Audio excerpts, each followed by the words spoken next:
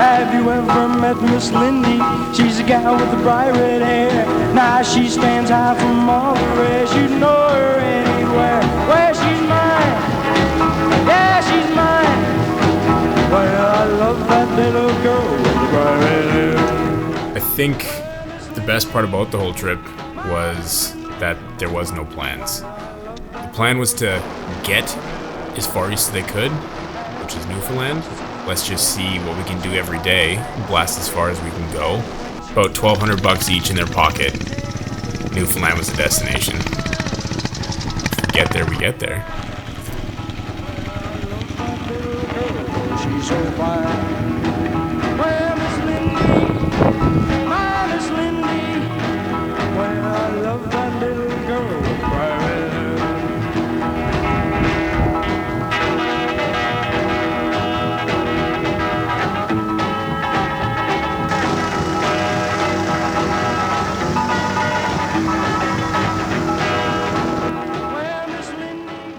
So, the first two provinces, I don't know if anyone else has been through Saskatchewan, Manitoba, but it's pretty flat. You just want to get as many kilometers under your belt as possible. Just fly through as much as you can until, Lake's battery decided to blow and about halfway through Manitoba.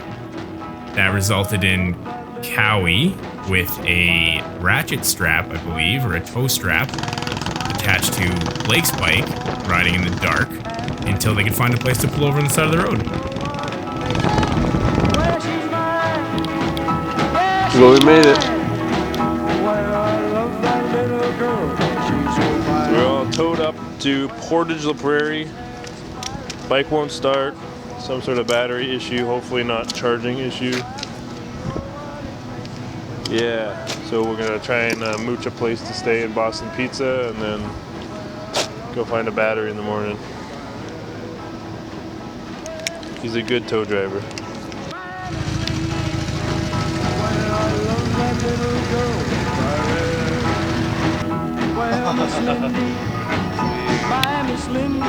So, what's her name? Batteries fixed after getting to Portage La Prairie, and feeling relatively optimistic, trying to head into Ontario.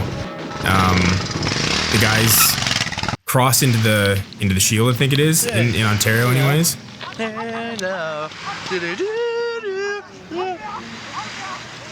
hey now.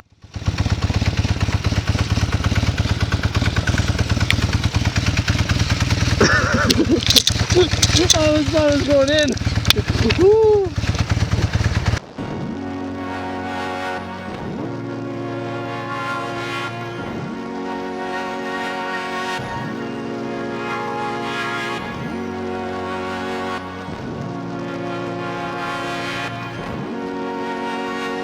I was getting texts from Blake saying that his fuel consumption is terrible. He was getting maybe 100 kilometers to a tank.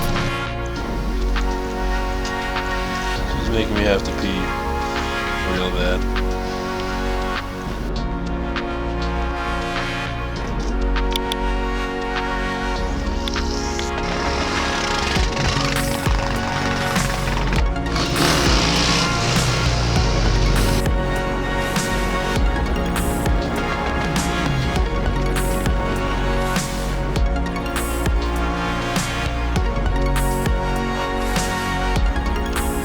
How'd you sleep?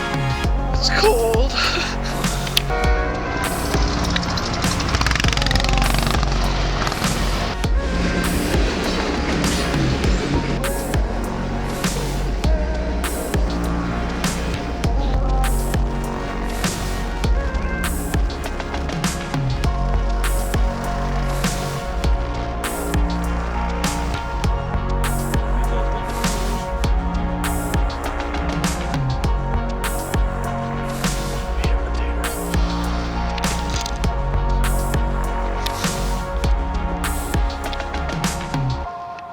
So I remember when Blake and Cowie were first, they were switching out the rear wheels to see what they could do with like different tires and all this kind of stuff. And we're switching the rear wheels in the garage, and we put it on, and like something wasn't lining up right. Like there was not it was almost like we were missing something, but they didn't know what was going on, and we figured it was like, okay, well maybe it's just because of the new tire and all these kind of things, and put it back together, and it seemed relatively fine.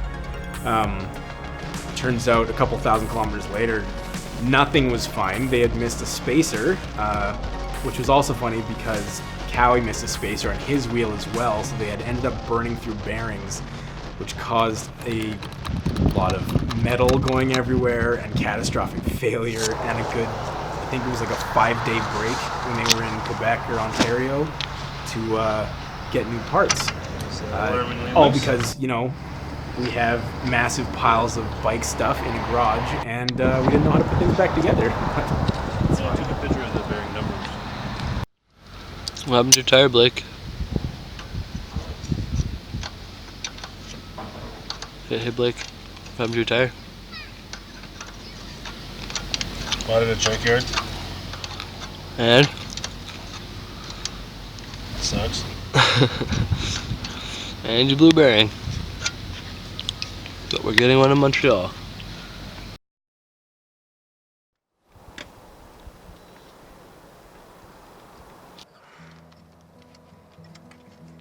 After the guys got the wheel bearing and stuff fixed, they ended up making it to Lake Superior, and it was the first time in a few days where they sounded like genuinely happy to be there. It was sounded like a beautiful spot that they were camping at. I think they rode down like a walking path to get there onto this beach, and then they just started ripping their bikes up and down the beach with new wheel bearings that they had just installed. You know, also smart. It's so funny. Look at him pull.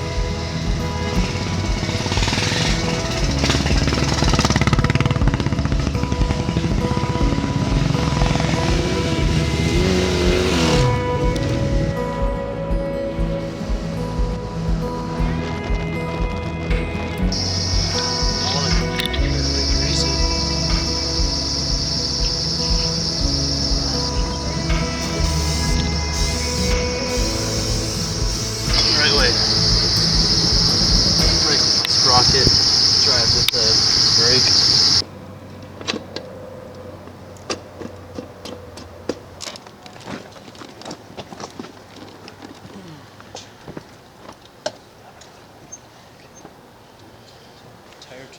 Tire trenching. Super Hawaii. Bonjour.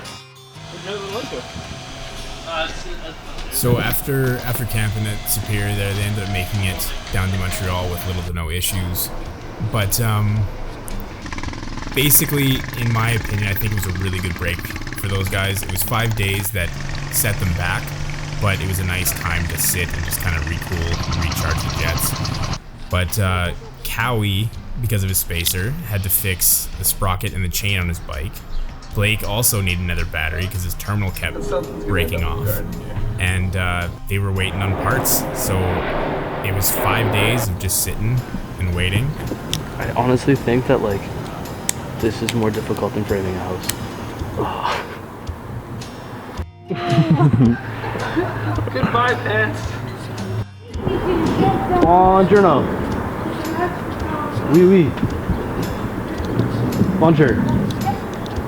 Au revoir. Do you want a hand? Polishing that tire. Because we're going somewhere. On foot. Because we screwed up. We both forgot to put spacers, the same spacer, in both of our bikes. Somehow, magically, made it to 3,200 kilometers. Yeah.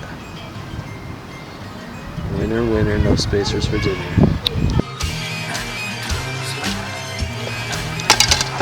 Installed. Tape on there? Smell your armpit?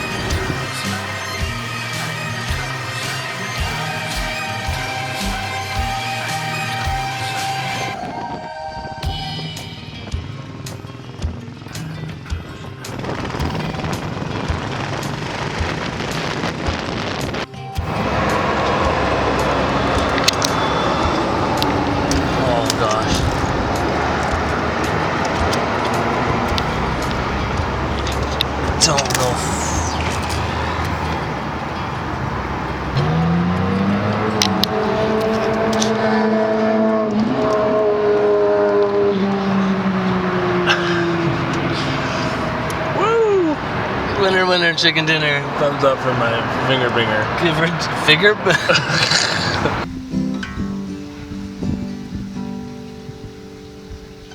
Yes, it's my favorite answer. I took a dancer home. She felt so alone. Stayed up all night in the kitchen, doing my dishes on and on till the dawn. She said, I know it's easy to help me.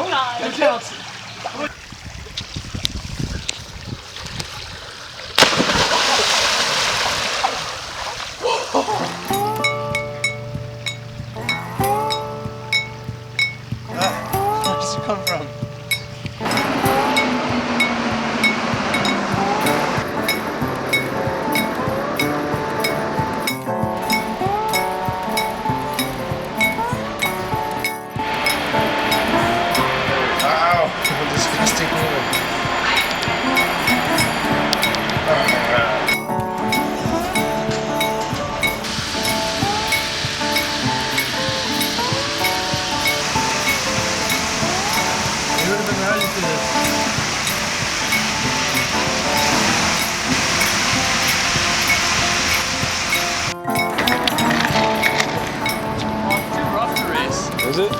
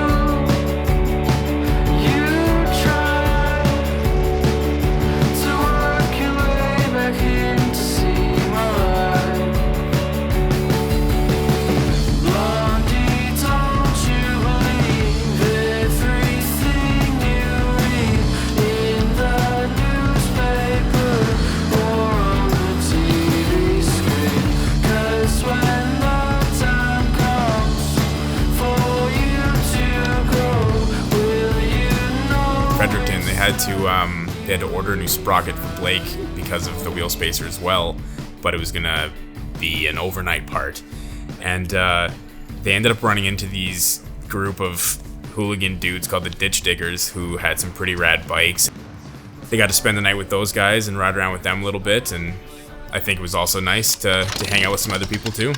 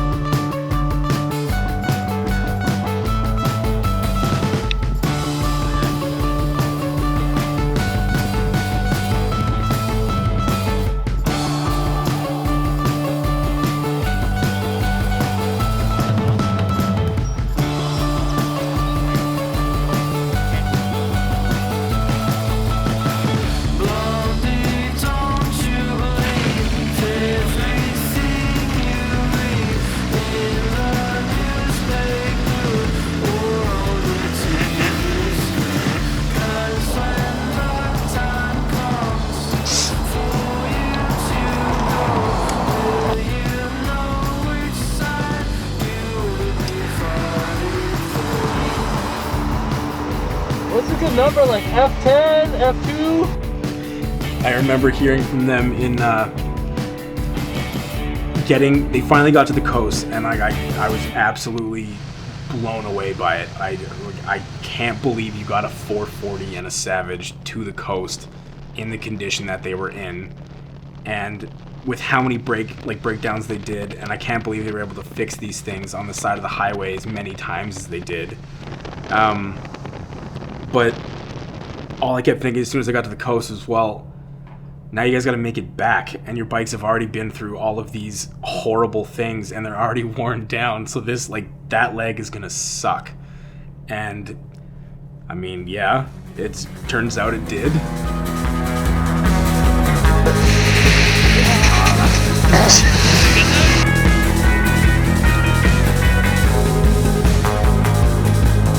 Last night the bike started knocking really bad.